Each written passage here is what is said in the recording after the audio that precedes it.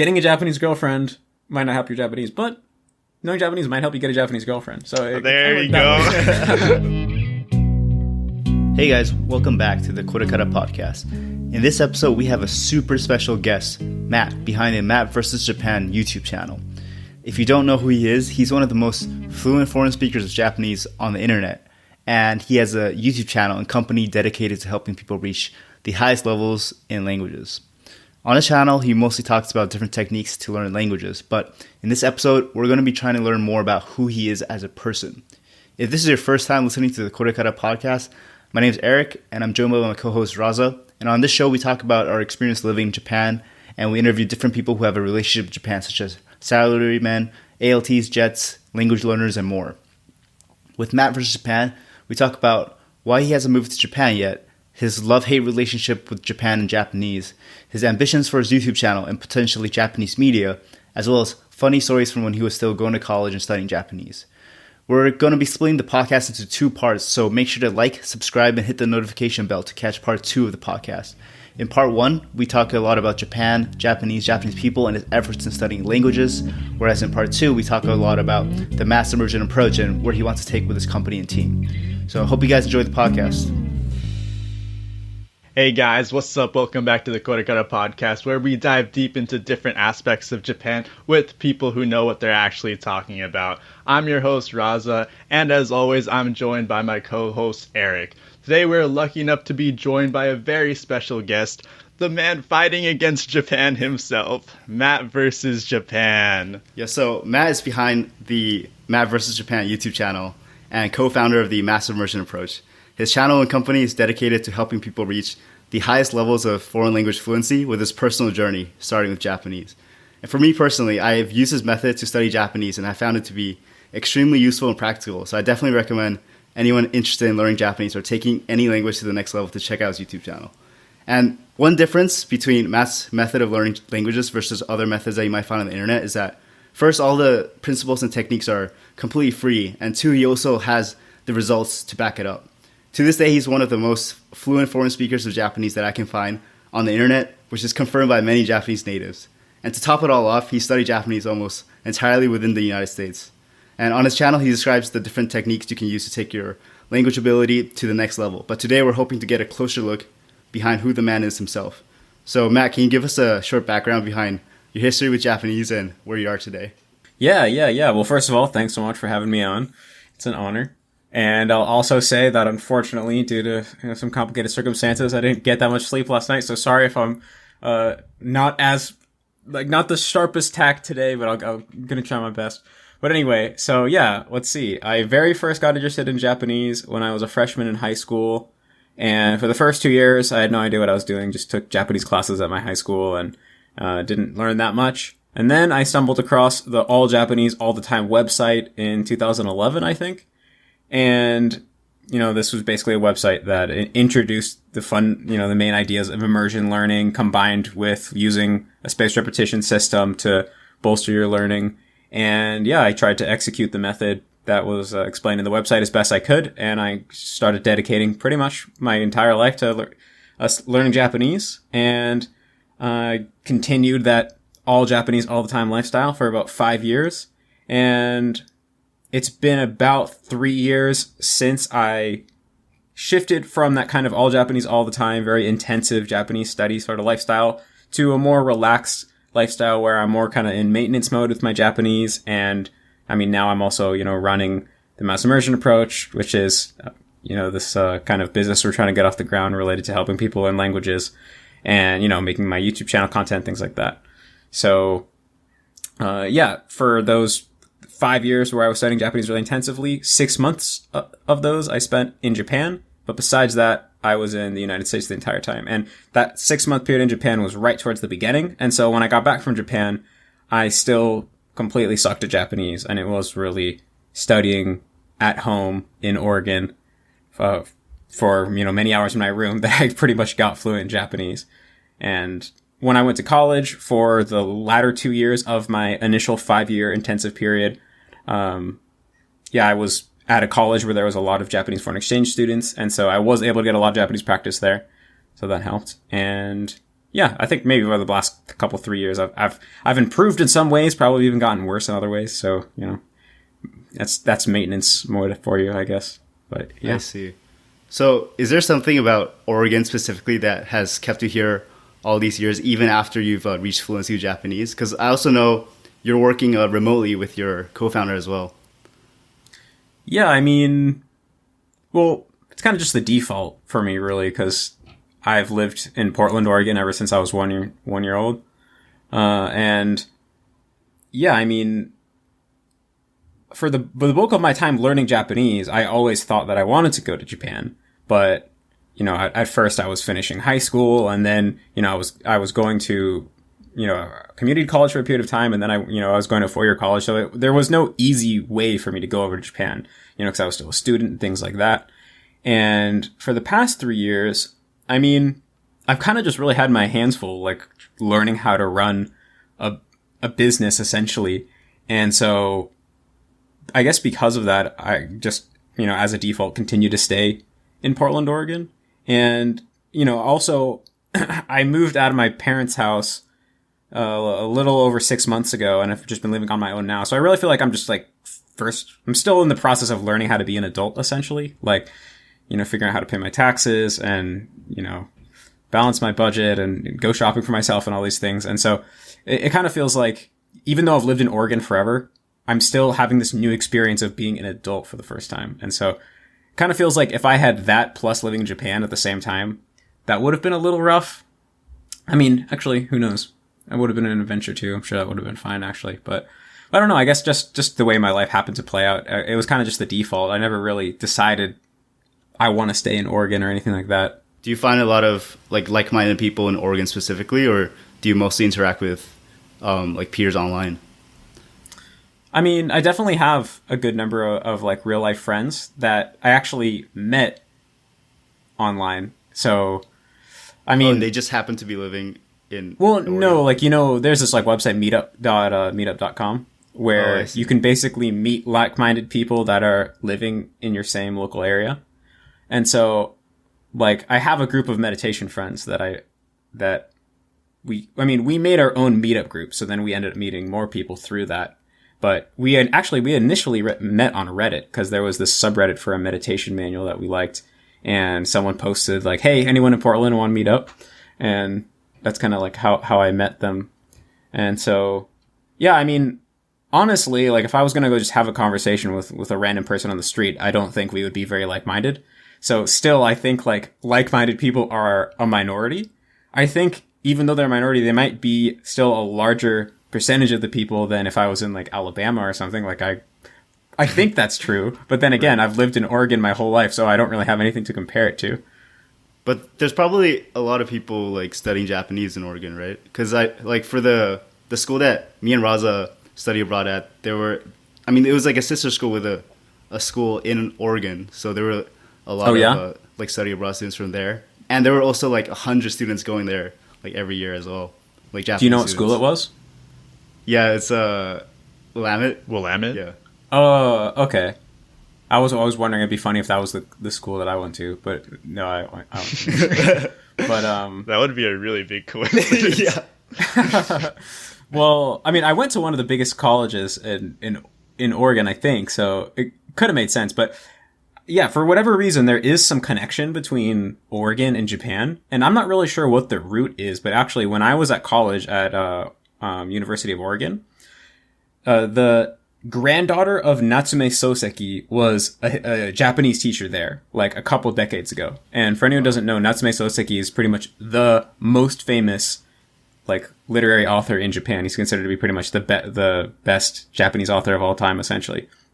And so apparently his granddaughter came to Oregon right after World War II, and she basically started the Japanese program at that school. And so she passed away like a while before I went to that college, but she kind of started this tradition. And so like the Japanese program was pretty strong there, and they had a huge Japanese section in the library. And yeah, there were a lot of Japanese foreign exchange students from really good schools. That was the shocking thing, was that the school was like, it was just a state school. And so because I, was an Oregon resident, it was super easy for me to get into the school, even though I didn't do that amazing in high school. But there were people from like Waseda and Keio coming to this school. So I'm like, man, these are like the top universities in Japan. They're coming to this kind of like, third rate college. And I was like, what happened? Like, well, what are you guys doing here? But, it was great for me because I got to like make smart Japanese friends. And so, yeah, I don't know what that connection is. And that college that I went to, Oregon State University of Oregon, isn't in Portland. It's like a couple hours away from Portland. But even in Portland too, like, there's this other college in Portland called Portland State University. And there's a lot of foreign exchange students there, again, from like Waseda and like good schools in Japan, even though that college is also not like the most amazing school, I don't think. But, yeah, I don't know what it is. But I mean, actually, I have heard that there was, some famous like online article or something that apparently listed like out of all the cities in the US, the cities that Japanese people want to live in the most. And Portland was number 1 on that list. It was like, Zenbei sumitai machi ichi, or whatever. And so there's this idea that like Portland is this super cool place within Japan. I have no idea how that got started, but somehow it has come about. And so, yeah, I think a lot of Japanese people come here for some reason. So in terms of learning Japanese, yeah, it's really easy to meet Japanese people and find opportunities to use Japanese. So it is cool in that way.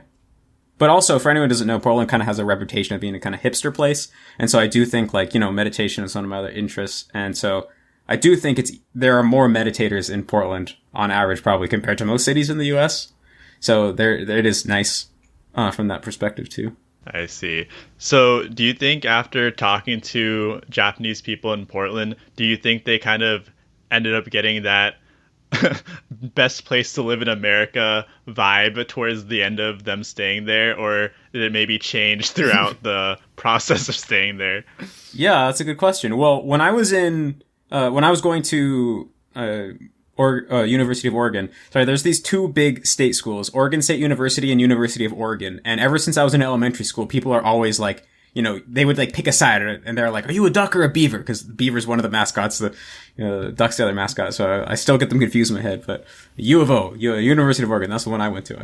I should know that. So that college, it was a really nice campus because actually the guy who created Nike went there. And so he has sunk a bunch of money into making really nice sports facilities and stuff. So the actual campus is really nice.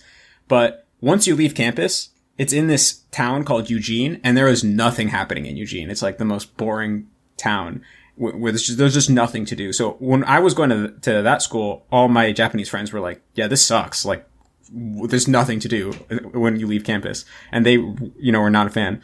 But in Portland State University, I did like a couple years at University of Oregon, and then like half a year at Portland State University. So when I was going to Portland State University, then a lot of the people really did like Portland because it was like a pretty cool town. I mean, Portland does have, just aesthetically, it looks really cool.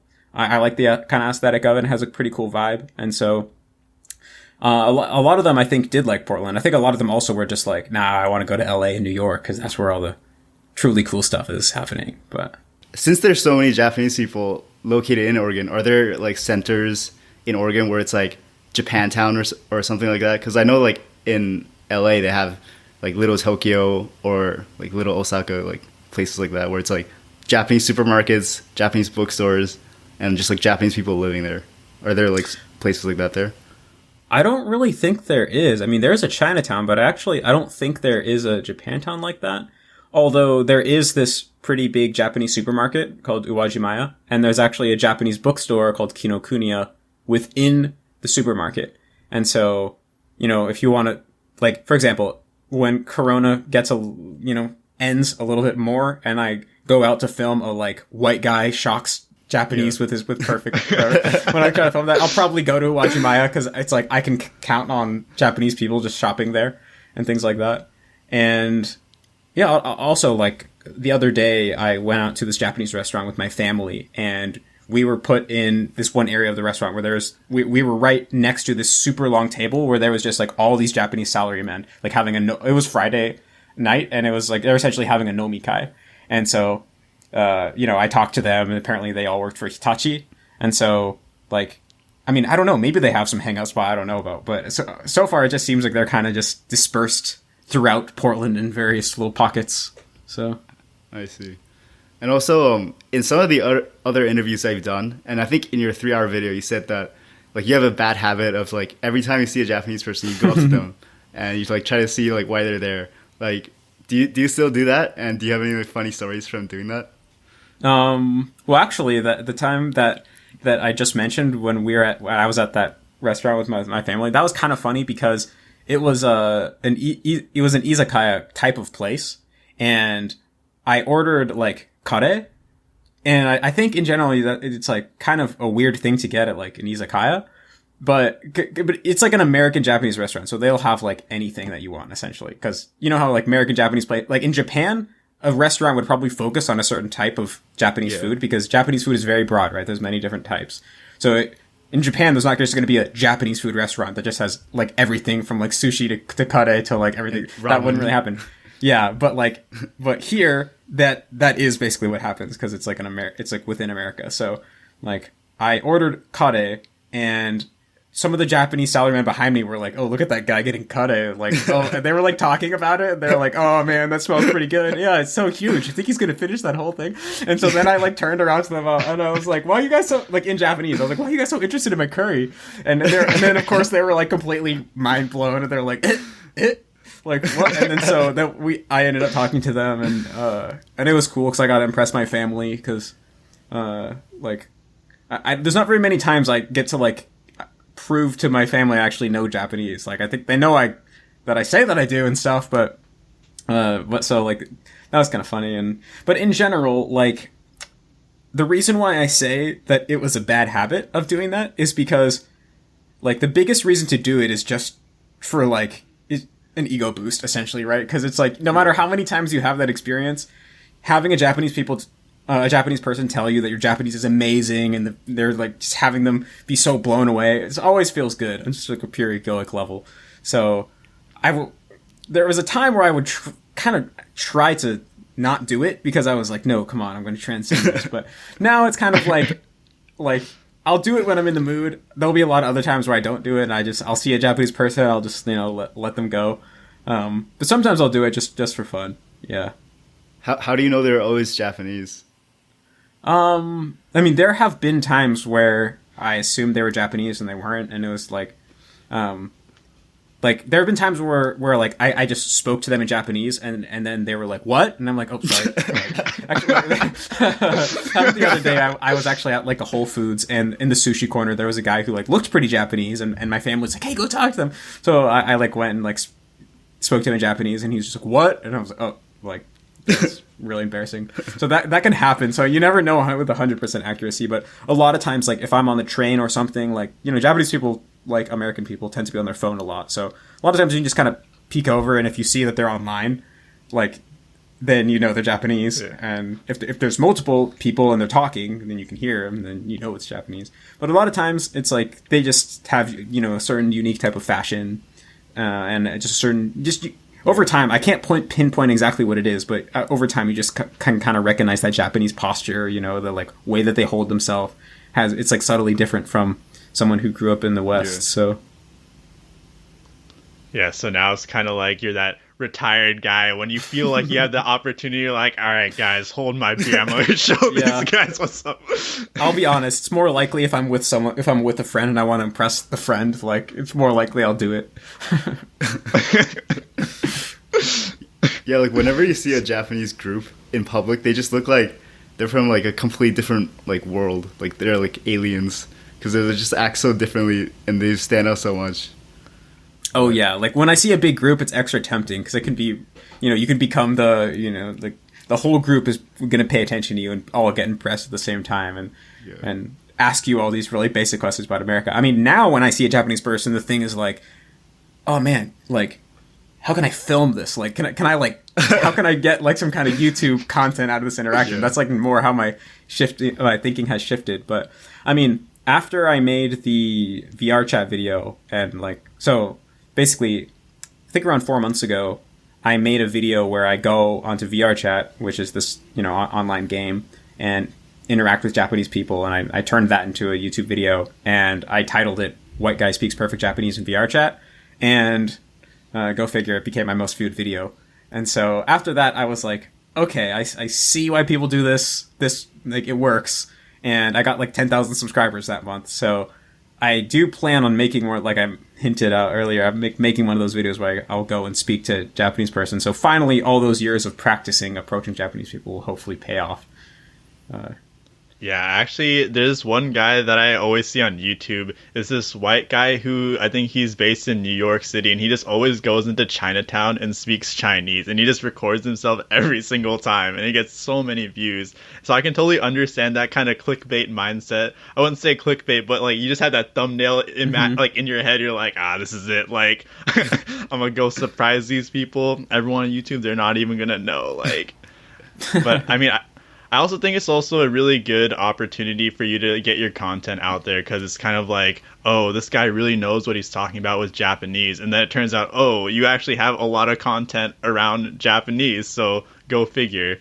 Yeah, totally. Like, by the way, Xiaoma, the guy you just mentioned, I actually have a couple collab videos with him. But, and I was supposed to fly out to New York so we could film more videos, but then Corona happened. So hopefully that will still happen in the future as well. But yeah, I mean, it's kind of the way I think about it is it's just a kind of advertisement for my true content, which is how to learn languages and stuff like that. So it's just, getting more people exposed to it. Because if someone's not exposed to it, then, they're never going to get the opportunity to learn about it. So yeah, also, I think, like, since you're making a lot of more videos now, like speaking Japanese, it gives you a lot more credibility for someone who just finds your channel. Because before, it's like there's only just one Jiko Shokai video. And then I saw like some people like, oh, he like is clearly reading from a script, or like he definitely practiced that. But yeah, well, that's the funniest thing is like in the video I released this morning, which it is called "Why You Should Learn Japanese Through Anime" or something like that. I speak Japanese in the video to prove that you can learn Japanese through anime and it won't make you sound super weird, because I did that. And so in the video, like, I recorded the Japanese section a couple times and then chose the best one. I also did that for all of the English parts, because that's literally how I film all my videos. Like, if that's how you get a video, like a short 5-minute video of you speaking well with very small verbal flaws. You have to do it a couple times. Maybe some people are able to do it on the first try, but I'm not. So it's funny how, like, I'm literally doing the exact same thing for Japanese and English, and then, of course, for the English, no one thinks twice, but the Japanese, like, oh, no, he rehearsed it, so it's not his true ability. Yeah. It's like, well, is my English not my true ability either?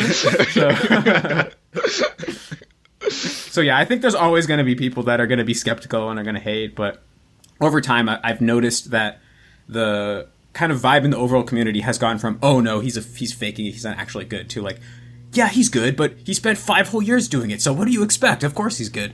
So, you could never win them all, but I've just learned to accept that over time. Yeah, take the small wins here and there.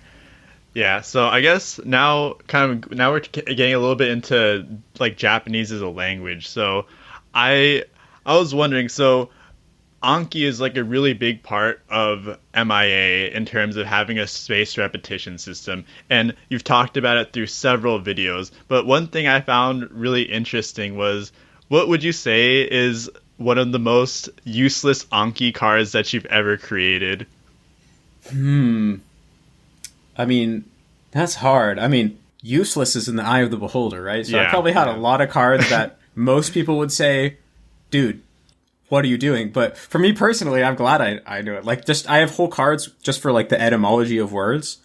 And, like, for example, if you know the word baikingu, it's basically the Japanese word for buffet. Like, there's this pretty intricate backstory behind that word where, like, it was actually based off of, like, a movie, because in the movie was called like baikingu, I think. And it was in the movie, there was a buffet, and some Japanese guy, like, saw that movie, and he was like, oh, we should bring this into Japan.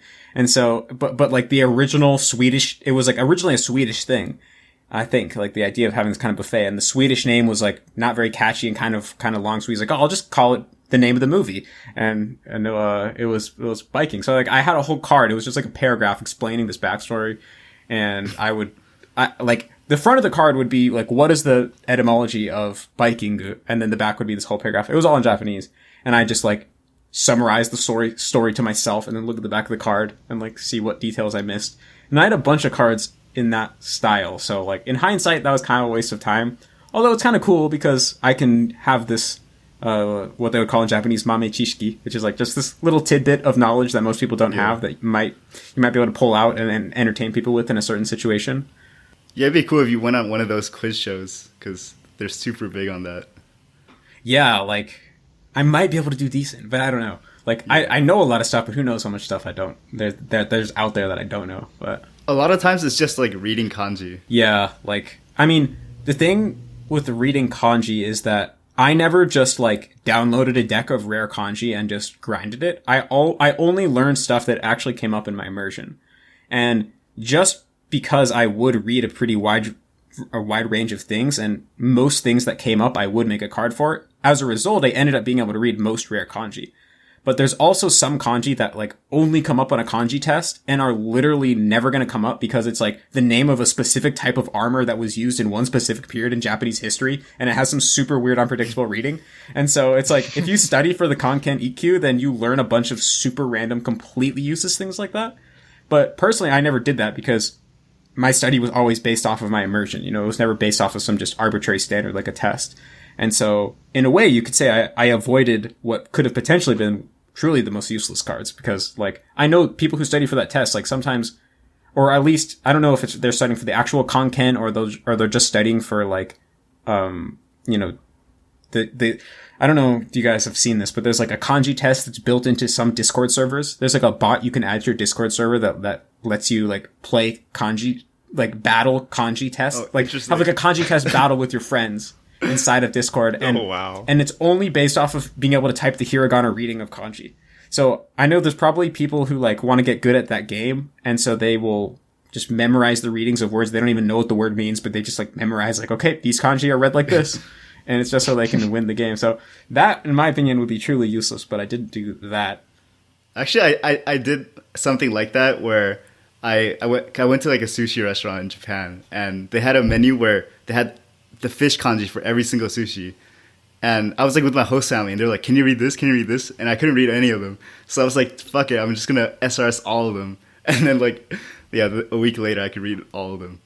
No, that's pretty legit. Like, I never did that, but I did get decent at fish kanji because, you know, as they would come up in my immersion, I would learn them. But they're definitely, like, I've experienced that situation when they're like, oh, you think you're good at kanji? Here, let me write out every single fish kanji and like actually see if you know them all. And then there'd be a bunch of them I didn't know because I'd like literally never heard of that type of fish before. So I actually had the thought like, oh, I should go and grind those fish kanji, but I never got around to it.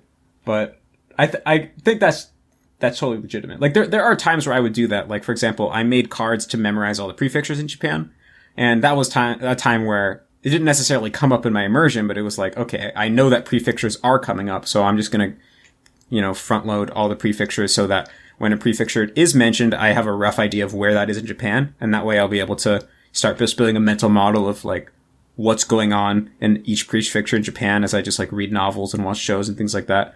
And that was definitely worth doing. I also learned all of the 23 districts in Tokyo. And that was also worth doing because then you kind of know, like, when you hear like, you know, Minatoku or like things like that, you know like where that is. And then if you want to learn like the name of a specific place within one of those districts, you can actually know, oh, it's okay, that's in like Edogawaku. Okay. Like you can start building your mental model of where everything is. But then I also learned all of the like little cities inside of the part of Tokyo that is not the 23 districts, which is pretty much just Inaka. So that was probably a waste of time. Japanese people don't even know that, and it's never going to be relevant. So that was pretty useless. And honestly, I failed those cards so often. They were so hard to remember because they were so arbitrary, you know? Like you're just have this map with all these squiggles on it, and you're just arbitrarily memorizing like, okay, like, you know, this city, that city. So I guess like speaking to all those different locations, have you ever, because one thing, we actually have this one friend who just got into Jet, and you know how for Jet it's just a whole randomizer in terms of placement. Mm-hmm. Have you ever gotten to a situation where someone you know is doing Jet or any type of ALT and they just hit you like, oh yeah, I just got placed over here, and you're like, oh well, I got you covered, I know everything about that place? Well, I mean, there's been times where someone's like, yeah, I got sent like here, and I was like, I'm pretty sure that's the middle of nowhere, man. I'm sorry. But but I mean, a lot of times that's good because if you get sent to the middle of nowhere, that means there's not going to be any other foreigners. So you'll get to, probably interact more deeply with Japanese culture. Although you probably don't want to be sent to a place where they speak some weird dialect that is pretty different from the standard. And then you end up sounding kind of like, I don't want to say hillbilly, but I mean, the unfortunate reality is that within Japan, besides a very small number of specific dialects like Kansai-ben or like a couple other like Hakata-ben or things like that, most dialects are considered to be like kind of like they sound unrefined, I guess. And people who are from various parts of Japan try to hide their regional dialect and sound like they're speaking standard Japanese. And so, like, as a learner, I definitely wouldn't want to, like, be sent to some place in Kyushu and like, end up picking up some style of Japanese. I was like, nothing at all like standard Japanese. So there's that. I mean, I heard Japanese people joke that, like, Okinawa, the dialect is so different that it's, like, its own language. They say, like, Okinawa-go. Well, I mean, there is a Okinawan language that is, like, not completely, but, like, pretty different from Japanese. But I think that most people in Okinawa speak something that's very close to Hyojin-go, and I think the actual, like, Okinawan language is dying out. It's kind of like Hawaiian, I think, in terms of its, like, place within the society. I don't know too much about it. I see. Have you ever thought about, like, doing something like that, like becoming a jet, or, like, whether or not you would want to teach English? I mean, I don't want to teach English, but I've thought about it in the sense of it'd just be a good way to get over to Japan, I think.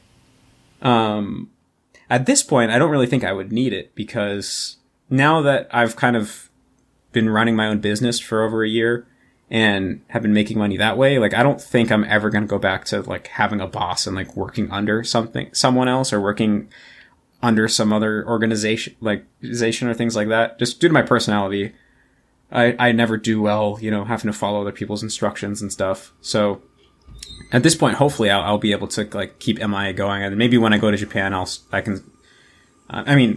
my source of income is pretty independent from location because it's something online. So, I'm also a Canadian citizen, so I can get a working holiday visa, or I should be able to.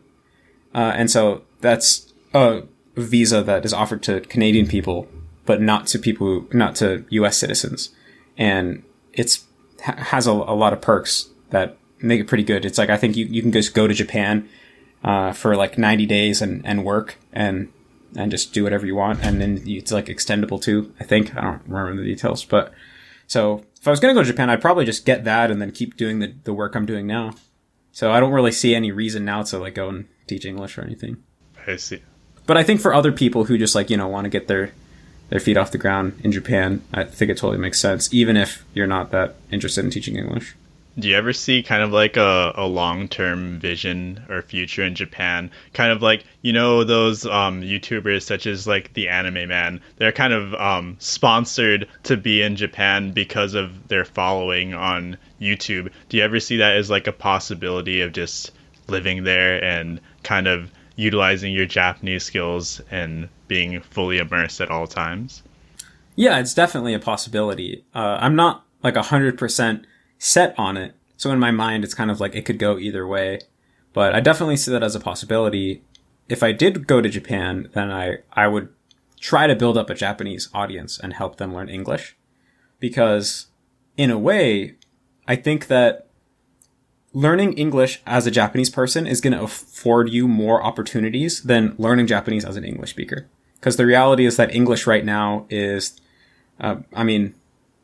besides Mandarin Chinese, right? It's the most commonly used language. And for most things that you probably care about, it's the most commonly used language. And so the amount of information you gain access to if you're a Japanese person who learns English and like the possible job opportunities and things like that is just enormous. Whereas if you already speak English, then in a way, the really practical, like, benefits that you're going to get from learning a language are always going to be kind of rather slim. I mean, of course, there's the benefit of learning another culture and, expanding your worldview and things like that. But in terms of just the practical benefits of, like, what information are you going to gain access to?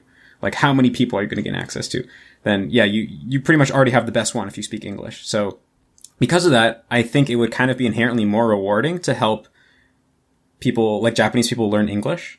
And so I am definitely interested in that, especially because they are very, like, there's not a lot of good resources for Japanese people who are serious about learning English. Like, I haven't really seen anyone talking about immersion learning or really doing anything like what MIA is trying to do. So I think they kind of need it in a way as well. So I think that would be really cool to go to Japan and get to like really polish my Japanese and then use that to help Japanese people learn English. Definitely something I'm interested in doing. But yeah, I mean, I guess the way that I kind of feel about it is that like right now, just due to the way my life has played out, there's like, I've dedicated so much of my time and energy over the past 10 years to Japan and to Japanese. And so, and I like Japan and Japanese. Like, I'm not like, I don't like unconditionally love Japan the way that I thought I did when I very first started. And we could like talk more about this too. But if anything, I'm kind of like neutral, biased towards the positive side towards Japan. And so like, given that, just combined with the fact that I've dedicated so much of my life to it, it kind of seems like the natural thing to do.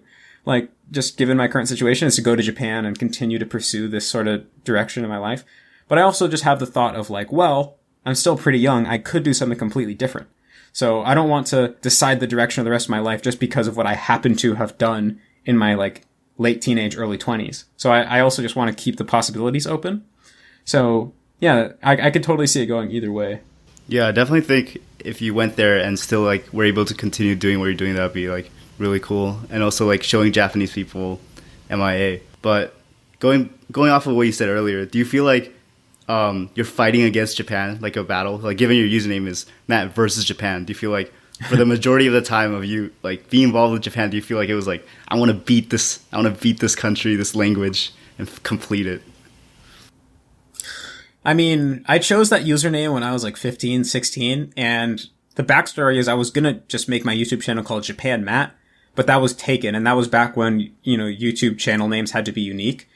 And so I was on the fly, I was like, oh crap, what else could I do? Okay, I'll just do Matt vs. Japan. And I like had no like more thoughts about it than that. I wasn't like, oh yeah, I'm in a battle against Japan, so it's gonna be cool. I think it was just like in my mind, it wasn't really any different than Matt vs. Japanese. It just sounded a little better. So it wasn't really like I felt like I was in a competition against those people or that country. It was more just like, yeah, I'm on a pursuit to master this language, and it kind of was supposed to signify that. For the bulk of my time learning Japanese, I don't think it felt like I was in like a competition or in a battle with Japan or Japanese people. Maybe with the language itself, because it was just like, hey, I'm trying to master this language.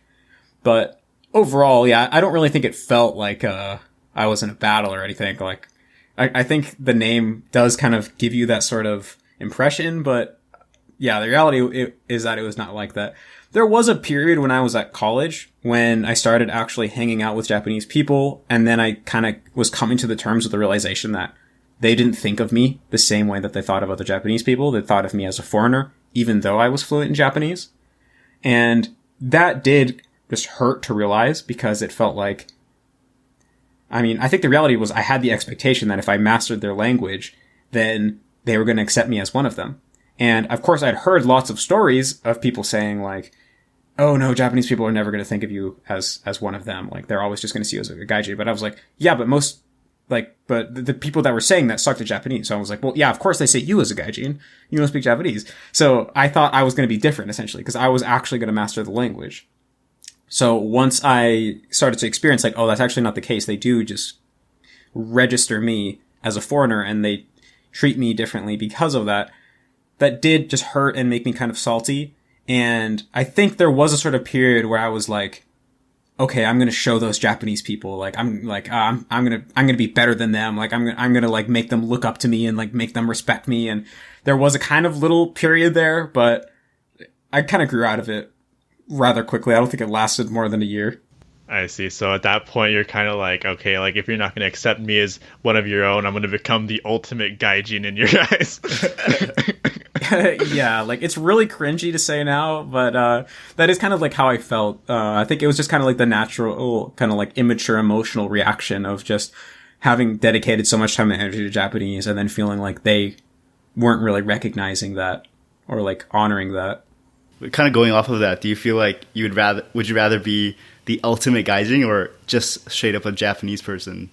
Well, now I don't really feel like I want to be like the ultimate gaijin or anything. Like that was an entirely inegoic thing. Like that just has to do with me being insecure when I was in high school and then trying to find a new external way to ground my identity. And Japan was just something that I latched onto out of desperation, essentially, of like, okay, I'm a loser in American high school. I don't want to be a loser. How can I stop being a loser? Oh, I'll stop being a loser by, not caring about America and just going to Japan and being cool in Japan. So, yeah, like it was that desire to be the ultimate gaijin was rooted in that kind of insecurity in my own identity and my own kind of just, self-esteem and things like that. And so I think I've grown out of that largely to the point where like I don't feel like I need to have some external thing to ground my identity. And like I know who I am even if I'm not the ultimate gaijin. So I don't really have that desire anymore. And so I also don't have a desire to be Japanese either, because I think in a lot of ways being Japanese would kind of suck like right now in Japan, because there's so much more pressure to conform within Japanese society, which leaves you two pretty bad options. Either one, conform, or two, fight against all the pressure to conform and constantly be having to like go against the grain and be like at a kind of like given a disadvantage in many areas because of that. And so I think this is changing in Japan. I think more and more Japanese people are starting to realize that this idea of like, oh, just follow the predetermined path, like just follow the rails that have been like laid out for you, is like not going to get Japan to where it needs to go in the future. And so more and more people are starting to kind of think outside the box and things like that. But still, for the most part, Japanese people are still very conformist. So like I wouldn't want to be conformist, because personally I'm pretty like right now I'm kind of doing my own thing. You know, I already feel like I couldn't work at a company because I'm not good at, like, I don't want to do what other people tell me to do. I just want to do what I want to do. So like I don't think I would be a very good Japanese person at all, to be honest. So yeah, we've actually interviewed a couple ALTs on our podcast previously, and they kind of got at that as well, where they've been so used to this whole idea of having individualism in like America, and then they go to Japan and that's like all out the window, and it's like society expects like them to just be the same, even though at the end of the day they never will be, because they're not Japanese. And they've kind of, like you were saying before, kind of lost that unconditional love for Japan. And I guess for you specifically, kind of not really having that pure unconditional love, has that affected your drive at all for learning Japanese? Especially because you've also consumed so much Japanese media to like a point where nothing is really new to you, right? Yeah, well, I'll say in my mind, like, I still really love the Japanese language and I still have a passion for the Japanese language. And in my mind, that is separate from how I feel towards Japan as a country or how I feel towards Japanese people. And so, like, yeah, I definitely still love to just sit down and read a Japanese book. I still think, like, the characters are really beautiful, and the way that ideas are expressed in Japanese are really unique and beautiful. And so there's that. It definitely, I have less drive to improve, because before, when my whole identity was wrapped up in how good I was with Japanese, it was like literally an existential issue, right? Like getting good at Japanese, getting better Japanese meant like becoming more of a person, having a stronger identity. And so I think that, like, in a way, there's nothing more motivating than something that's tied up with your identity, because in a way, humans are survival machines. And what we're surviving, so to speak, what we're trying to keep alive is not only our physical body, but also our identity. That's like literally, from I think the perspective of the psyche, it's just as real and as important as your physical body. So yeah, but it was literally like an existential issue for me being good at Japanese before, whereas now it's kind of just a hobby. And I also have the pressure of, like, I've created my whole YouTube channel around me being like really good at Japanese. So there's like external pressure from, in that sense.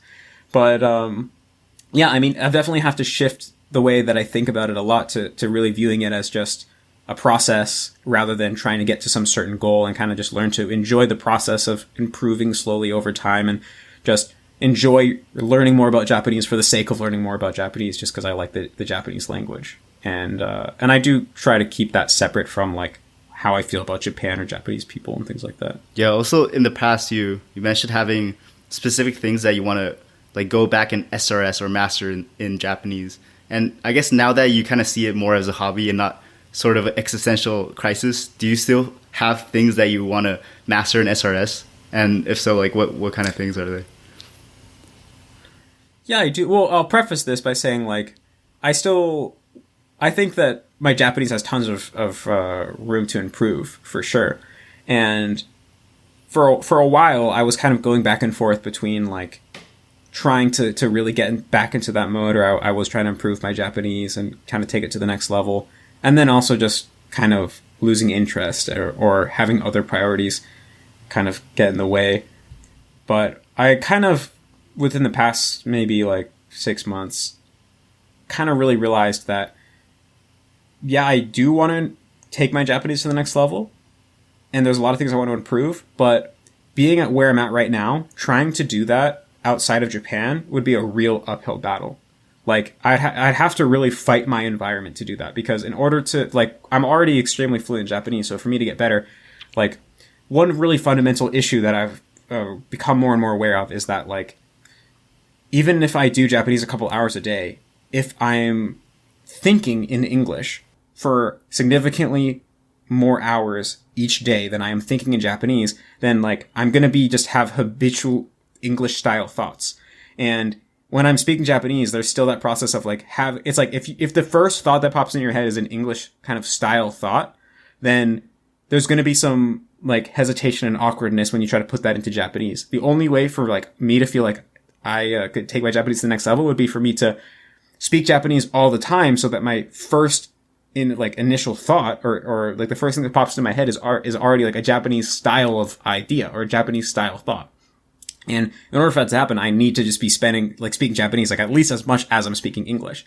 And so living in America and working through English mostly, because running MIA is something I do in English largely, like I would have to just really be constantly fighting my environment, like be scheduling italki lessons all the time and like constantly trying to like set up stuff with like Japanese people to hang out with. And like I'd be feeling guilty whenever I spent time with like my family and my other English speaking friends. So it'd be such an uphill battle. Whereas if I was in Japan, then it'd be the opposite. It'd be completely natural. It'd probably happen without me even having to put any specific work into it, because everything and everyone around me would be in Japanese.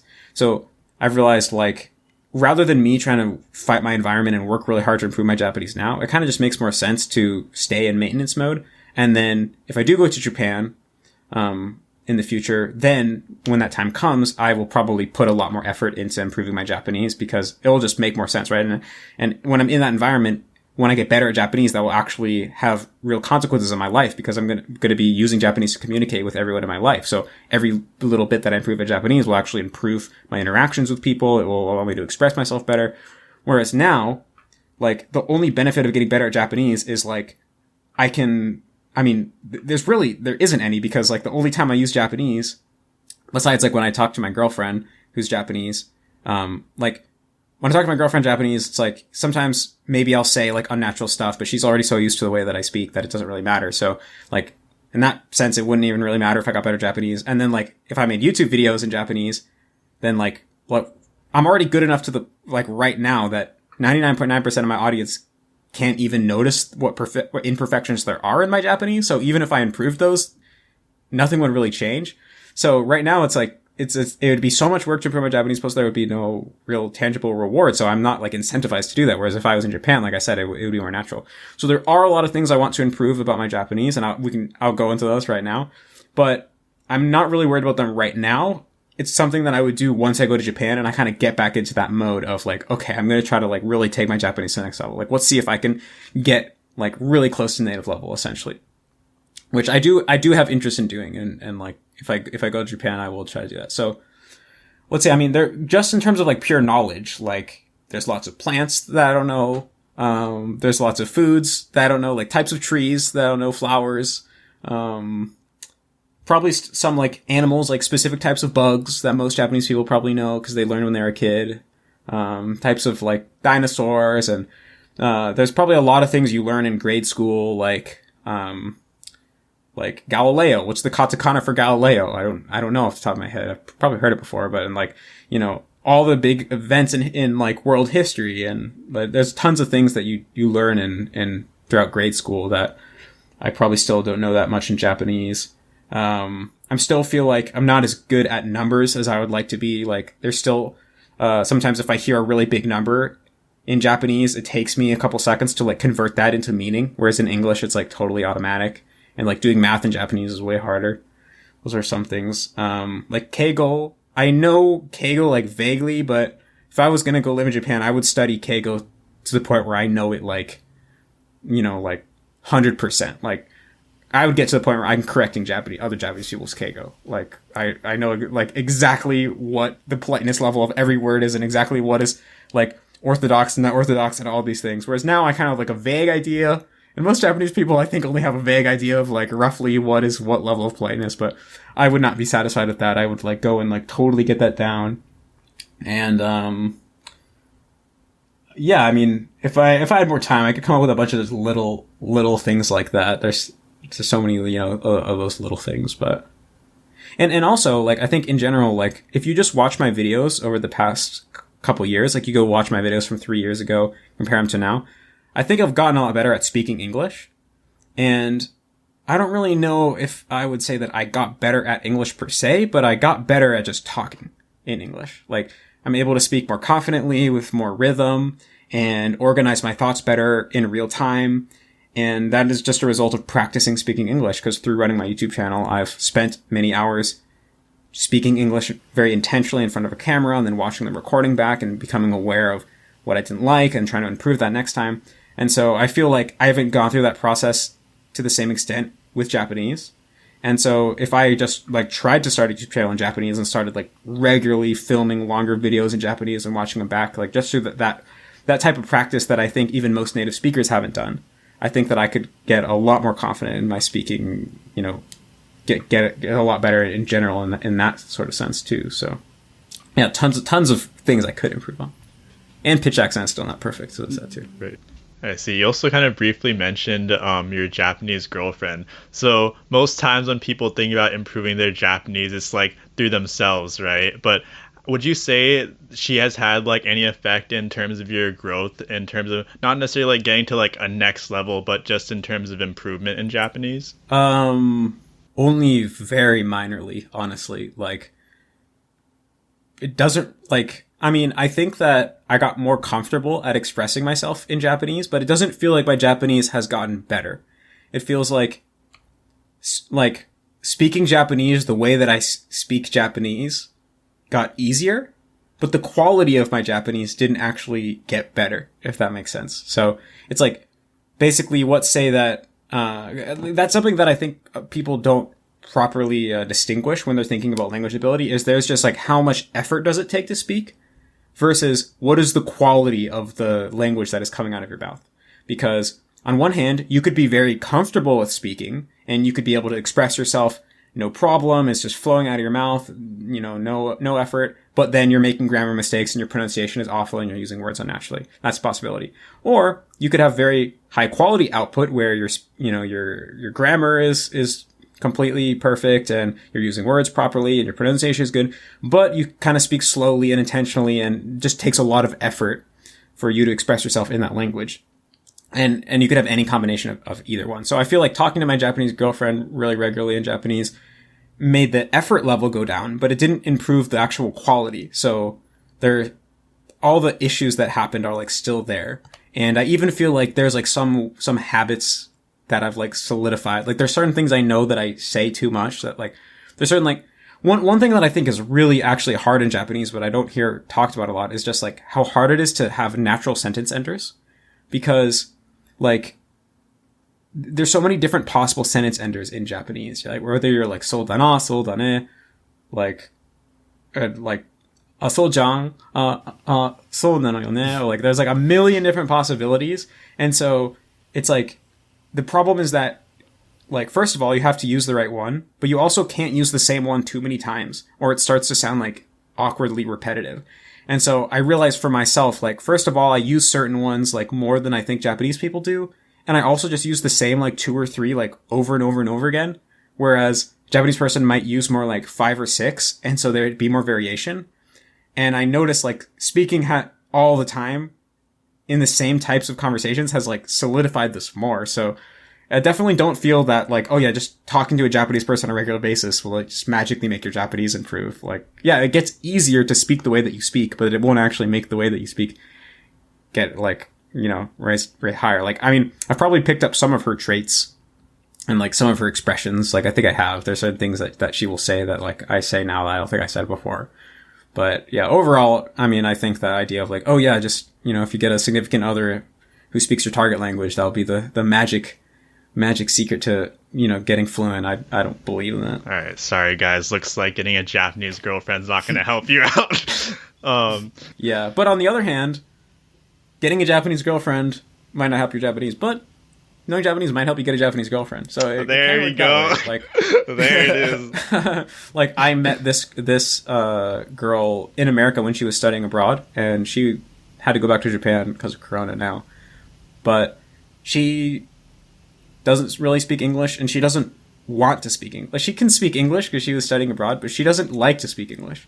So she would never date someone if she had to speak English to that person, you know? And so, like, definitely our relationship never would have happened if I wasn't fluent in Japanese. Like, we speak in Japanese literally 100% of the time.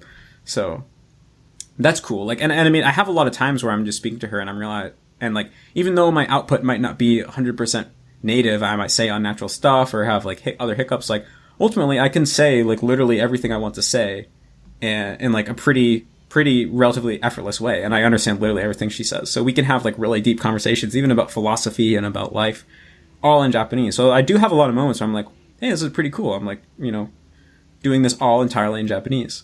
So that is kind of a moment where it feels like the hard work has paid off.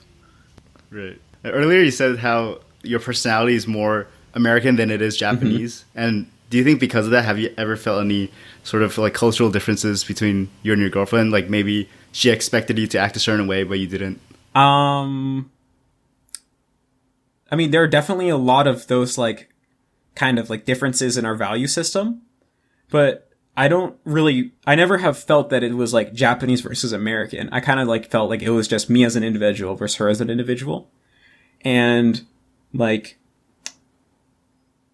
a lot of it also just kind of feels like it'd be more stereotypical of just like man versus woman differences than like Japanese versus American differences. Like, like she is like really passionate about music, and she's like in a band, and some of her favorite artists, she'll like listen to a song and be like, yeah, I almost cried listening to the lyrics.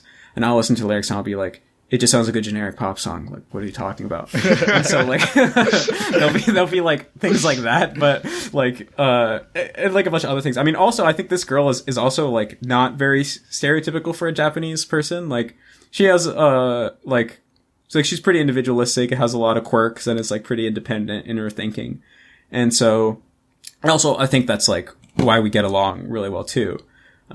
So I think that's part of it. But yeah, I mean, I think ultimately, because our relationship is like an individual versus individual thing, all the differences feel more like they are something that's on the individual level versus on the, you know, like, I never take it in my mind to like, oh, Japanese versus American, you know? So it's never Matt versus Japan. It's only the channel. No. Yeah, and I mean, I guess we briefly touched on this before too, about how Japan is more about like less from individualism, more about like conforming to like the greater good. Would you say your girlfriend actually having the time to come to America really helped like enhance that like aspect of her personality? Yeah, like actually I think she was kind of telling me the other day how she feels like coming to America made her a lot more assertive in like stating what she thinks. Like she said before she came to America, whenever someone asked her like, hey, like, where do you want to eat? Or like, hey, where do you want to go? Like, she would always just be like, oh, anything's fine. And that was kind of like her default. Like, she would never like state how she really felt. She would just try to leave it up to the group. Whereas she realized like, you know, in America, if you do that, people are just good. Like in Japan, you can say anything's fine and the other person might still like, they're not really going to interpret that as, okay, cool. I'm just going to do whatever I want now. They're still going to try to, like, think about, okay, well, they're just being polite. Like, what do they really want to do? Let me make sure that, you know, I'm considerate. Whereas in America, if you're like, anything's fine, then they literally are just going to be like, okay, cool. I'm just going to do what I want then. And so she said, like, you know, through that, she learned to be more assertive and to kind of state her opinion and things like that. And so, like, yeah, I think definitely it kind of changed her. And I think also, like, yeah, coming here and seeing the differences in, like, the thinking styles and things like that also helped her, like, understand me more, I think, for sure. Yeah. I see. And, like, I guess in terms of how you actually met her, you said that she came and studied over here. So how exactly did that work? Is it when you were also in school, or did you just have, like, a chance encounter? So basically, I never actually graduated from the college. Like, I've always just hated school.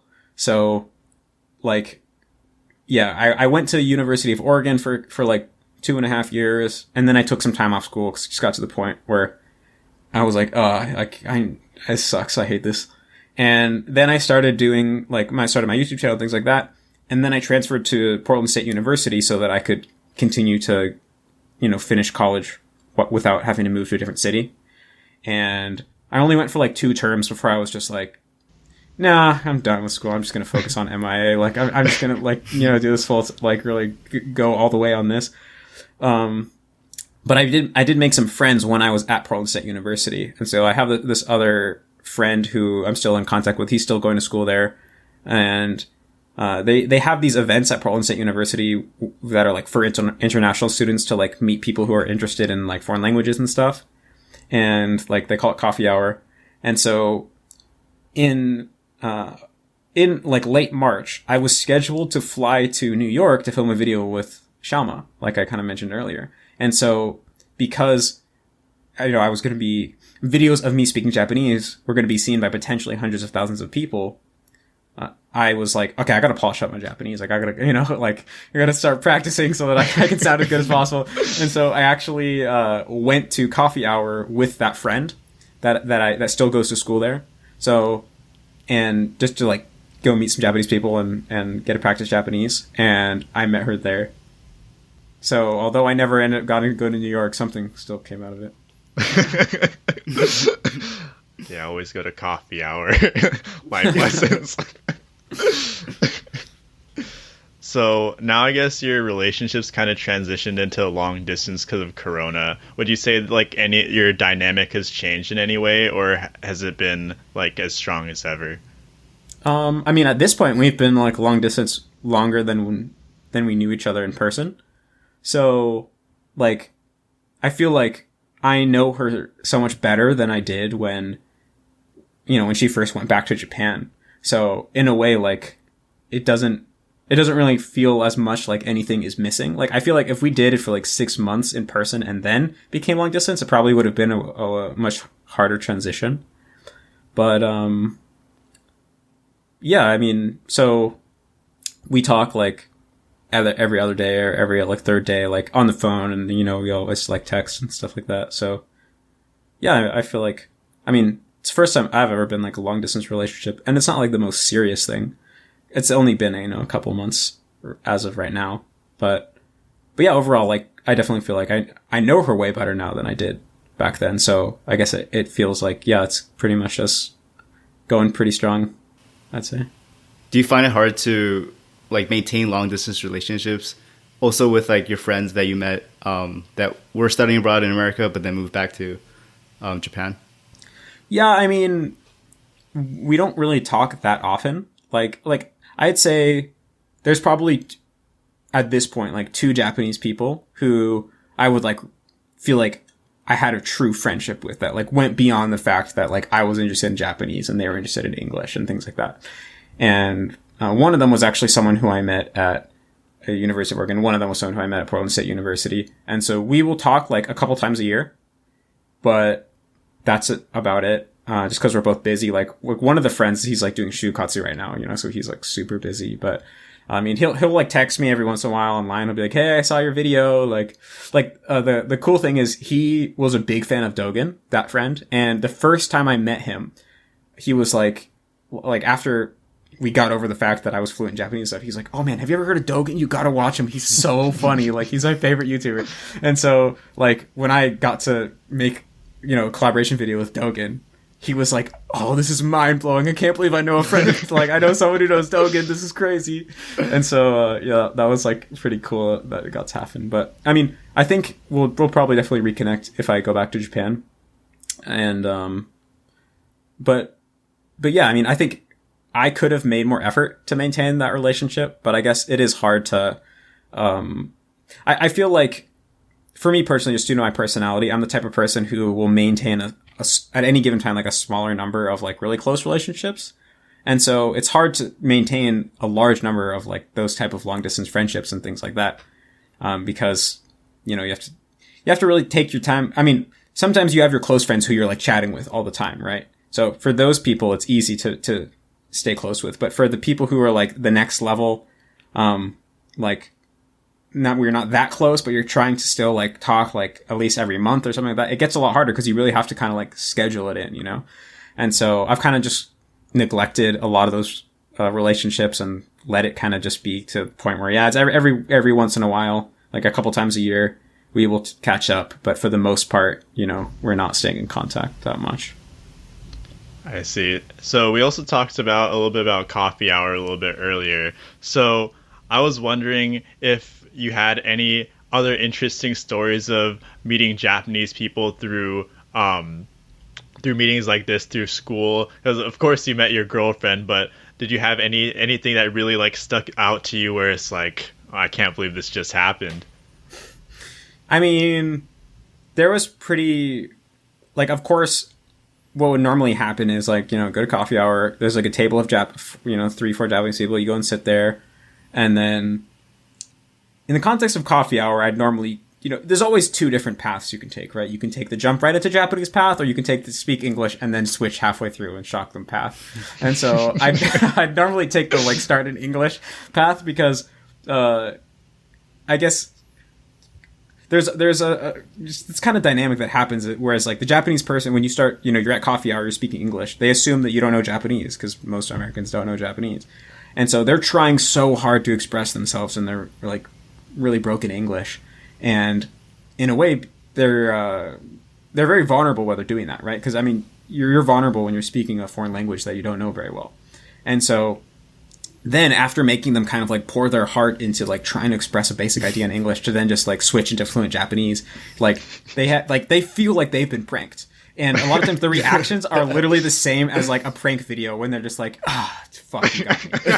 And so like that's always fun to do and like see those reactions, especially when it's a group, because then, they'll like all start cracking up and then, it's like pretty much the exact same thing plays out every time. It's like, oh, you're so good at Japanese. How'd you get so good at Japanese? Did you live in Japan? Like, can you read kanji?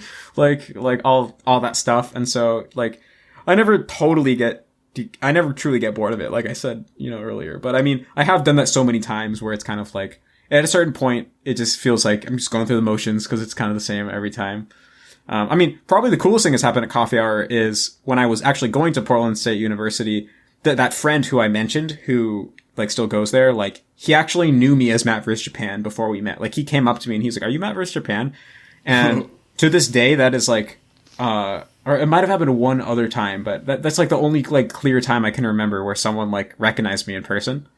And so that was probably the craziest thing. Like that was one of the most surreal experiences of my life, of like, I'm just like at school and someone knows me, I don't know them. Like, but yeah.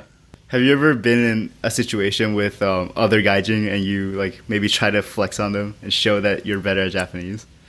Like when I was at University of Oregon, I would do that a lot because, like I said, like back then it was like the core of my identity was I was super good at Japanese, and so yeah, I would go and try to like basically assert my dominance. But like at a certain point, like by the time I got to Portland State University, I had like matured to the point where it just felt like I was being a bully when I did that. Essentially, like when we just go and like because like when I was at Portland State University, like there was kind of this little community that was comprised of partly Japanese foreign exchange students and partly American people who were studying Japanese.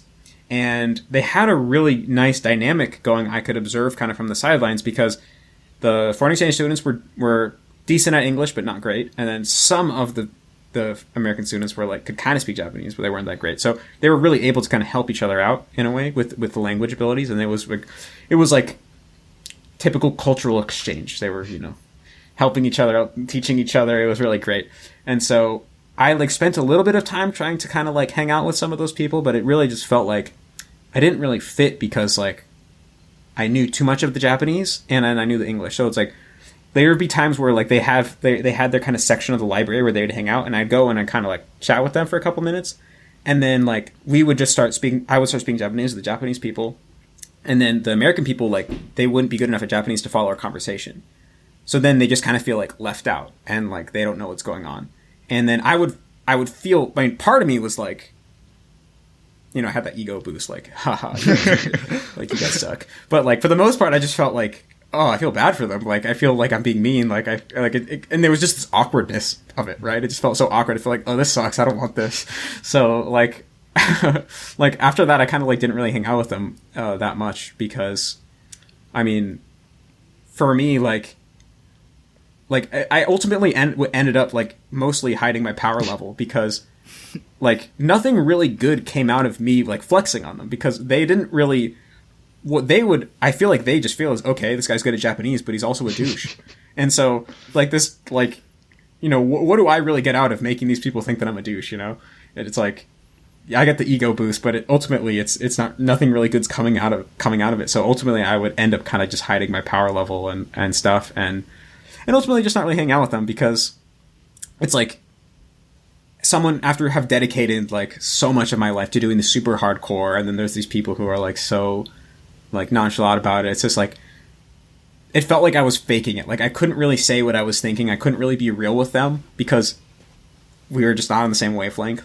And so ultimately I just kind of decided to like not really talk to them. So, and also I think what happened was, like, when I was at college, when I was at University of Oregon, I had dedicated so much of my life to Japanese, but I didn't have very many people to share that with. So I was always kind of like on the lookout for someone who I could like, indoctrinate into the AJAT philosophy and get them on the immersion train and stuff like that. Just because like I had dedicated so much of my life to this and I had no one to share it with. I had a few AJAT friends online, but not very many. Whereas now I have a whole community of people who are watching my videos and doing MIA and like applying the techniques. And so that kind of need to like have people to connect with about learning languages and immersion learning is already met. And so now when I see other Japanese learners, it's like I don't really have any real desire to go interact with them, because I know chances are we're not really going to see eye to eye. And I already have a bunch of other people who I can see eye to eye with that I can go and have really meaningful interactions with. So, yeah. So at school, so you kind of mentioned where it's kind of hard to fit in because the Japanese level of everyone else is kind of not at the same level as you. So did you ever find any like-minded people at school? Yeah, well, that one guy who actually recognized me in MattvsJapan, we bonded because he actually, I think he saw me on 4chan actually. Oh wow! And so like he was, I mean, he still wasn't on the immersion train, I would say, but he at least like he had done Anki super hardcore. Like he spent a whole summer just like grinding Core 10K deck in Anki, like doing hundreds of reviews a day and stuff like that. And he was pretty serious about learning Japanese, and he had seen he was a computer science major and had seen a lot of the tools and things like that available. So he was definitely like on the next level compared to most of the other people there. And so yeah, we became pretty good friends. And I mean, now since the pandemic, we haven't like seen each other, but we're definitely still friends. I think of each other as friends, and yeah. So I guess just that one, really, yeah. And how, I guess now during the pandemic, it's like kind of difficult for a lot of people just because they can't really do their usual routines. So I was gonna say, how do you think your community has kind of helped you kind of adapt to the situation, kind of feel at home more? Yeah, well, I mean, my work is entirely online. So honestly, my life didn't change when the pandemic started, because, I mean, my work stayed completely the same as always. And in a way, I think there's more people on the internet, more people on YouTube. And so in a way, it's actually helped MIA, because more people are in a position where they're more likely to discover my content and things like that. And there's more people at home, like participating in the communities and things like that. So yeah, I mean, I think just being focused on my work definitely helped me not be too affected, like emotionally or just physically by the pandemic. And I mean, I'm so used to it now. Like, I still oftentimes forget to bring a mask when I leave my house, but like, for the most part, you know, it feels like it's been so long at this point. It's feels so normal. Did you have any plans to travel to Japan, like maybe before the pandemic, or maybe after? I didn't, but if I probably would be making plans right now if that was an option. You know, like, it's not an option, so I can't. But I feel like if the pandemic ever happened around now, I would be thinking more about planning that, because now there's a lot of opportunities to collaborate with other YouTubers in Japan and things like that. And so, like, yeah, like, back then there wasn't, but now I think it would be cool. Like, be cool to meet a bunch of the people who I've connected with online in person and things like that. Yeah. So, going off of that, like, have you already reached out to any other Japanese YouTubers where you kind of you're like, oh, this is gonna happen? Like, you already collaborated with Dogen, and I already know the real life version is gonna be even better. But do you have any? I guess, have you already reached out? Well, so I filmed an interview with this guy named Nick a couple weeks ago. Oh yeah, if you guys saw that. So like, yeah, so he is like on Japanese TV a lot, and he's a comedian in Japan, and so definitely be cool to connect with him in person. And I feel like he has a lot of connections too. That I mean, sounds kind of weird to say, but I mean, someone who I kind of have my eye on right now is this guy called Atsuego. I don't know if you guys have seen that. He's like a Japanese guy who makes videos about learning English, and he has a pretty big following. And Nick's in a lot of his videos, so I know they must be in like pretty close contact. So I'm kind of hoping that Nick will like introduce me to him, and I can, because in a way he kind of seems like the Japanese version of me, because he also has like studied English very intensively and like cares a lot about trying to sound like a native speaker and things like that. I mean, doesn't really seem like he understands immersion, and it seems like he's like super into getting high scores on like English tests. So in a way, he's not the Japanese me.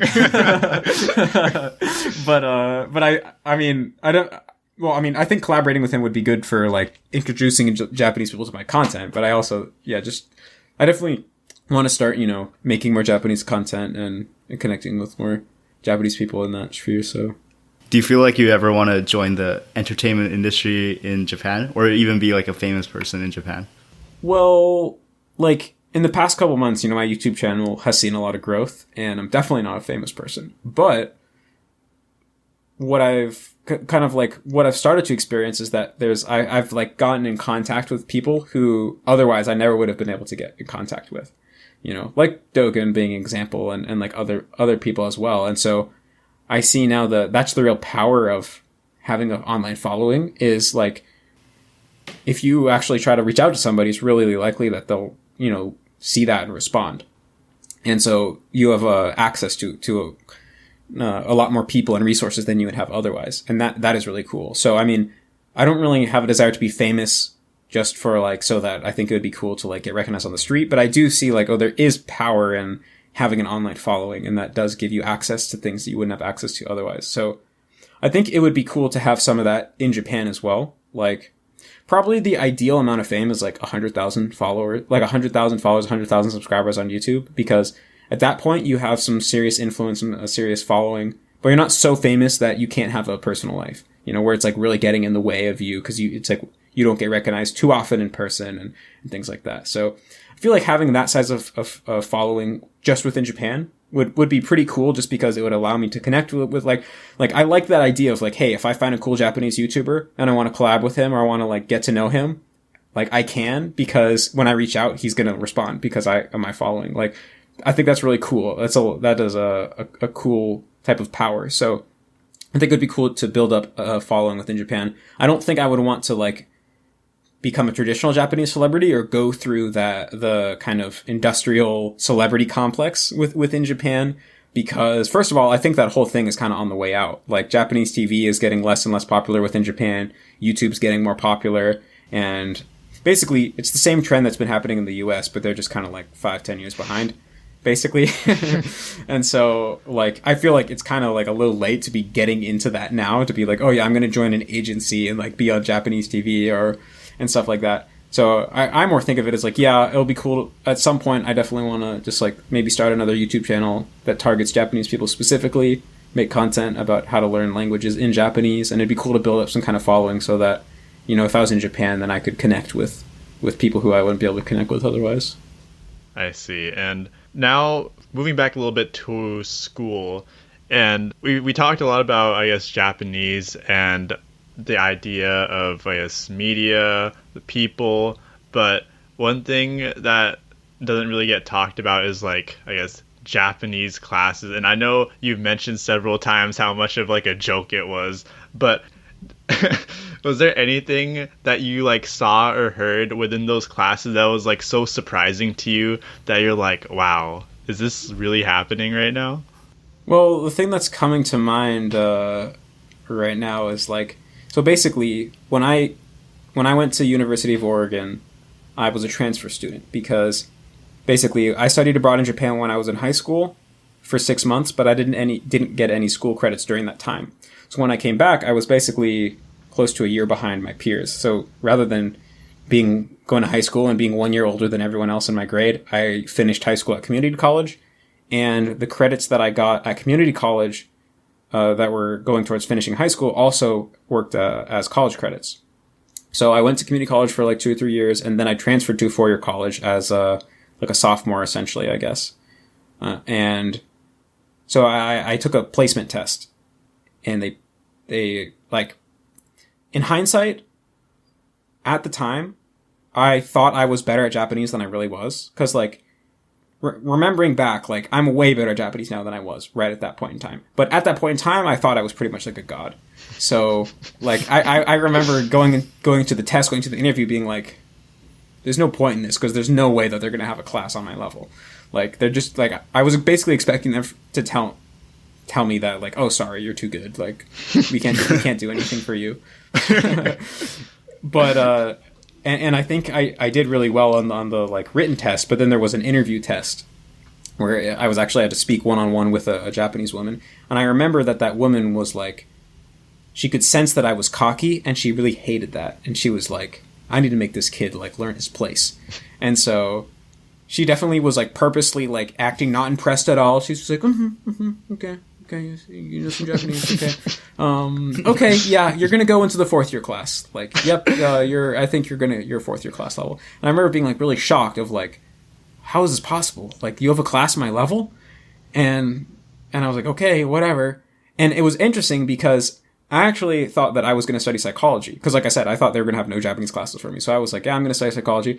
And so then right at that moment, I'm like, okay, I guess I'm studying Japanese now. And in a way, it was cool because it was like, well, it kind of sounds fun. Like, I bet I'll be really good. Like, it'll be really easy. It kind of sounded like, I didn't think it actually helped me, but it did kind of sound fun. So I was like, okay, this is a unexpected twist.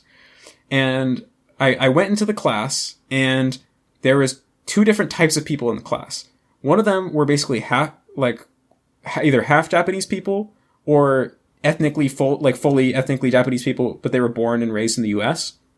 And these people had basically like gone to Japanese Saturday school since the time they were like in elementary school to like learn kanji and like learn Japanese math and things like that. And so that was one category of people. And then the other category of people were like graduate students who had basically been studying Japanese within the college system for like 6-7 years. So they took like 4 years of undergraduate Japanese, and then like as a graduate student, another year of Japanese. And then they like finally reached that point. And they did not know Japanese at all. Like, they were abysmal. And I remember like there were like, in a way, some of the kids who were like half Japanese or fully Japanese were like, probably overall, I'd say they were like more conversationally fluent than me. I knew more words than them because I just like read more like, I was way better at kanji and just like technical knowledge because I had done way more study than they had, like reading novels and making Anki cards and stuff like that. So I was better than them at like performing in the class. But overall, some of them were like more fluent than me. And also some of them had like pretty much perfect accents. So that was obviously something that I couldn't compete with. but overall, you know, we were like around a similar type of area in terms of ability. But then those graduate students who were like, you know, in their like, some of them, they're like late 20s, like who had just been doing nothing but studying Japanese in the school system for like years. And they could not speak Japanese for shit. And I remember like there was this one girl who like literally was like doing like, I have a couple videos on my channel where I like dub over anime, but I purposely do like the worst like gaiji and Japanese accent possible. There was a girl who like literally she just spoke like that, like unironically. Like her like the R sounds were just like she would say like arigato, like literally. And it was like, I was like, what? It was like puzzling. And there'd be times where like we would have to like read a text out loud, and we would like go around, every person would like read a paragraph, and then she was just like couldn't read any of the kanji, would be constantly fumbling like kono hito no nihongo, and it was just like and like there was lots of times where like the teacher would ask her a question, she would clearly just have no idea what was being asked, and it was like really hard to watch. And so it was just so clear. It was like, man, this is like the epitome of the failure of the Japanese school system. Like, you know, 6+ years of Japanese classes, of like intensive college level Japanese classes at this university that supposedly has a strong Japanese program, just completely garbage at Japanese. And so, I mean, yeah, that like kind of stands out. I mean, the content of the classes, it was like, it wasn't awful. It felt kind of contrived and corny. Like we would read, like, I remember we read the first chapter of Norwegian Wood by Murakami Haruki in Japanese. And it's like, she gave us like the first chapter, like printed out on like copy, like photocopied paper. And then she also gave us like a vocab list of like all the words and like the English translation of the words she thought that we wouldn't know. And then we would like do little exercises, like discussing what some of the text meant and stuff like that. So it just kind of felt like, okay, at this point we should just be taking a class that like in Japanese. Like instead of just taking Japanese class, it should just be like, okay, we're taking literature class and it's in Japanese. But instead, it was like trying to still just maintain this structure of like, okay, it's Japanese class, so we're going to have vocab lists and we're going to have kanji tests and shit like this, even though it just felt so contrived and forced because it's like we were already at such a high level. So a lot of times it just felt like really corny, and like it was kind of like, I felt like I wanted to rebel certain times. So I'd like nitpick the teacher on things, and I'd be like, you know, well, technically, doesn't this also technically mean this? Or like, you know, like little things like that. And I remember like, I went through a phase where I got into like the like traditional forms of the kanji, like the pre-World War II forms of the kanji, kyujitai. And like, I actually filled out some of the kanji quizzes in like the pre-World War II kanji. And I remember like, I actually have a picture of it still, where like she marked me wrong because she didn't know it. And then I had to go to her and be like, no, this is actually correct. This is the the historic form of this kanji. And she's like, okay, fine. She gave me the point back, like on that thing. In hindsight, that was so cringy that I did that. That's like stereotypical chuni byo, like type stuff. But yeah, like there was two different teachers. One of them like liked me because she saw that I was very passionate about the Japanese language, and one of them hated me because I was way too cocky. And she would always try to like nitpick me, and it was kind of like we almost were like had this you know, like competitive type of relationship, but it was fun. So overall, it was a good time. Even though like I still think that the idea of having that type of Japanese class at that level was just a waste of time and money. Were there any other times you trolled that teacher you were getting at odds with? Well, I remember a specific moment where we were learning about Buddhism, and there was like a slideshow, and there was like the word bosatsu, which means Bodhisattva, if you know about anything about Buddhism. And I knew that word, just I don't remember how I learned it, probably when I was reading about Japanese history or something that came up. And she asked the class, like just habitually, like, because she's, you know, she has all these teacher habits. So one of her teacher habits is like, anyone know how to read this? And she asked the class, anyone know how to read this? And I raised my hand and like, bosatsu. And she literally was like, how'd you know that? And like, and I remember that moment like stuck out to me. I'm like, well, you asked, like, why'd you ask if you thought we weren't going to know? Like, she went and checkmated herself. Yeah. Were there classes like above that level at that class, like maybe for the master students? Well, actually, yeah, there was one class where it was actually like, it was a Japanese literature class that was just taught in Japanese. And so like those two Japanese classes I was just talking about were actually, the teachers were native Japanese speakers. But there was this other class where at the time, this book, this really popular book had come out called Hibana by Mattvs Naoki. And he was actually, he's a manzai like comedian in Japan. And he wrote a novel. And so it was and then that novel won the Akutagawa Prize, which is like the most prestigious literary prize for new authors in Japan. And so it was a really big deal at the time because it was like a comedian wrote a novel. It was his first novel and it won this really prestigious prize. And the novel was actually about a manzai group, like who was like, you know, having some success but not enough success, and they're kind of in this point in their life where they're like, what do we do? Do we keep trying to like make it big, or you know, do we call it quits and go get like a job that can help us support our family? And so there was a whole class where we just read the entirety of that novel throughout the course, and then like discussed it, and like also read other things that like are related to it peripherally and things like that. And that class was actually taught by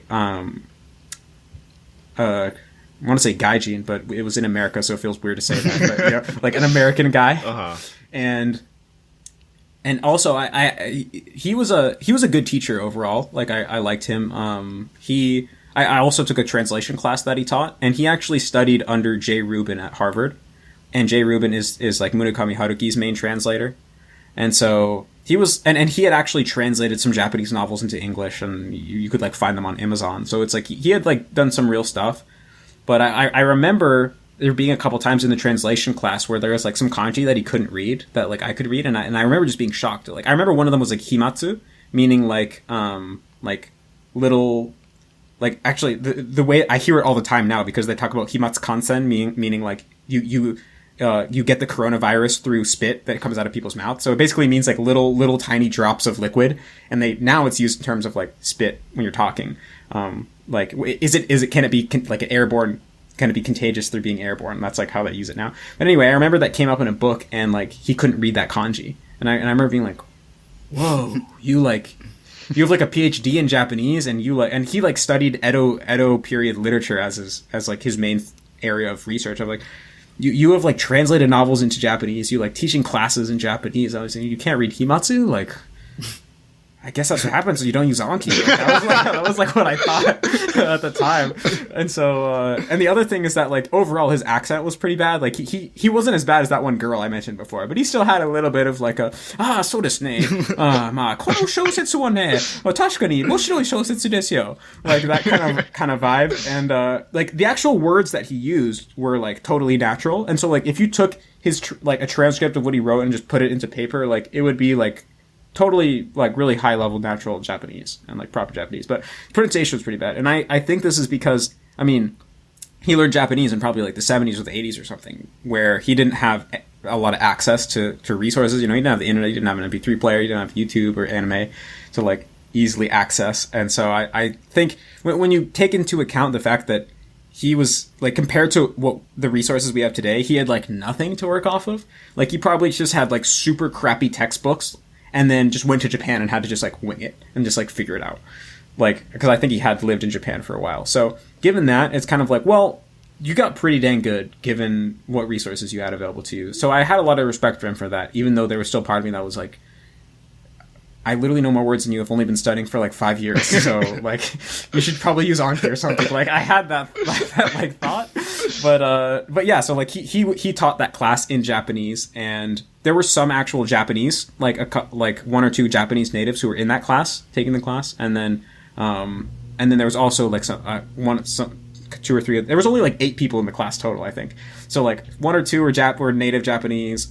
There was this one Korean girl who was like practically native level in Japanese, and who was also a grad student. And then there was me and another like half Japanese person, and then like one just normal American guy who like was also like boku wa konnichiwa desu level, and was completely lost. Like there were times where the teacher like called at him, and he was just like boku wa, like it was like literally like that, and he would say like as his filler, like just the English filler, and it was like so painful to listen to. And so like but overall it was a good class. Like I remember I actually learned a lot, like learned some stuff about Japanese poetry and like stuff like that. So It still felt like I was like, I feel like listening to this guy's pronunciation is bad for my Japanese. Like, this might be harmful. Like, I was literally concerned about that. But, like, besides that, it was, like, pretty good class. And I definitely, like, have a lot of respect for that teacher. They almost had to go carry headphones to the class. Like, But did you ever think about studying abroad, or were the classes just, like, too off-putting? Well, actually, I was scheduled to study abroad. I was going to study abroad at Meiji University. Because, actually... most of the kids at my school, actually, you were expected to, I think, to study abroad in the Japanese program. So most of the kids did study abroad, and the most popular university to study abroad at was Waseda. But on the Waseda program, the classes were actually in English when you go to Japan. And there was another program where you go to Meiji University, where the classes were actually in Japanese, like with Japanese people. And so Waseda is a more prestigious school. So, you know, all things being equal, I would have rather wanted to go to Waseda. But, of course, I wanted to take the classes in Japanese. So I was going to go to Meiji, and actually I was like doing the paperwork, and I think I'd already gotten accepted into the program and stuff. But then I kind of like had this midlife crisis. Like, this was like a little bit before I made the 3-hour video. And this was the first time I really like realized that I had been using Japanese as a way to try to ground my identity. And I started to be really unsure about like, well, how much of this is just bullshit because I'm insecure, and how much of this is like actually what I want to do and actually who I am. And so that was when I left college and like took some time off to kind of like find myself, I guess you could say. And so I was like, I didn't know if I wanted to study. At that point, I also like was feeling, if you watch the 3-hour video, right, I was feeling pretty disillusioned with Japan and with Japanese. And I think it was kind of like the handol, as they would say in Japanese, the like because I had, you know, what I realized is that I was invested in Japan being amazing because I had invested so much time and energy into Japan. I wanted Japan to be awesome, because if I invested like all this time into Japan and it turns out that Japan kind of wasn't that great, that was going to be really bad news. And so I would like subconsciously try to convince myself that Japan was awesome. So like whenever I saw something I didn't like about Japan, I would say, oh, like that's just that person's fault. But when I saw something I liked about Japan, like if I saw like I should say it this way. If there was a Japanese person who I didn't like, I would say, oh, that person sucks. If there was a Japanese person I liked, I'd say, Japanese people are awesome. And it was everything like that. So if I saw a bad Japanese movie, oh, that movie sucked. If I saw a good Japanese movie, oh, Japanese movies are awesome. So I would like, basically through doing this, I created this worldview where like Japan was just amazing in every way. And so once I kind of snapped out of that and I started to become aware of what I was doing, then it was like the pendulum swung to the other side, and it was suddenly like I just took off these rose-colored glasses. It was like, oh, what? A lot of this is actually like not very. It's kind of garbage. Like a lot of this stuff is garbage, actually. Like a lot of the movies that I liked, and I mean, in hindsight, a lot of it, I was almost just as unfair in that period. I was almost doing the opposite, right? I was almost like wanting to hate it, just because like I wanted to be certain of how I felt, and so it was just easy. It's like now that I wasn't certain that I liked it, I wanted to be certain that I hated it, because the most uncomfortable thing was just not knowing and being uncertain about how I felt about it. So I think that was like why I was like kind of in a way trying to hate it. Plus I just had that resentment of like, it felt like, you know, I was a loser in high school.